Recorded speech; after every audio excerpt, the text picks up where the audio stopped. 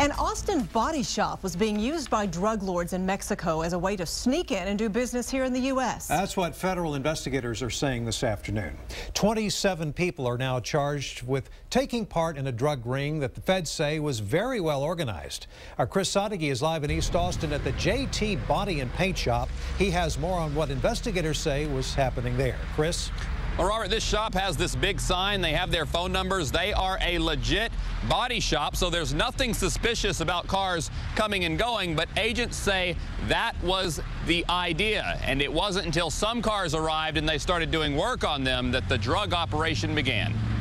I've been a mechanic since I was 15. Auto repair is a fine business, but big bags of cold hard cash like this usually aren't made fixing cars, no matter how nice. And they had decent cars, a lot of classics as well, I noticed. Several auto-related shops sit on Darby Road, and Travis's family car sales business is just a few doors down from JT Body and Paint, a body shop that on the surface looks like any other. They were always a legitimate business, hardworking individuals that I could respect. Which brings us back to that bag of cash. Federal agents say it was found right next to bags of meth, cocaine, and heroin.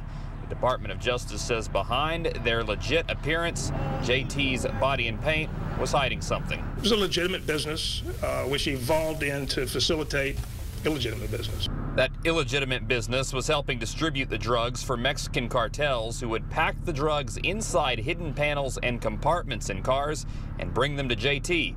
From here, they were prepared and distributed in Austin and across the region, but now both the legit and illegitimate are closed. A few weeks ago, they did kind of quit showing up. There wasn't many people showing up to do anything. JT, or Jesse Trevino, the owner, is one of 27 charged in a drug ring that sure didn't look like anything but an old fixer-up.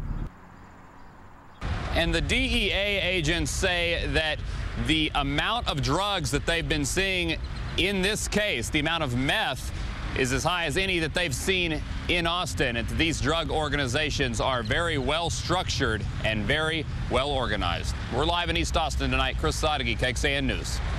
Today's bust highlights the growing influence of Mexican drug cartels here in Texas. According to the DPS, 6 cartels are active in the Lone Star State. They are also tied to dangerous prison gangs in our state. A DPS report cites concerns about a growing number of cases involving drug smuggling and human trafficking from Mexico. Investigators say the cartels send cash, guns, and stolen vehicles back south over the border.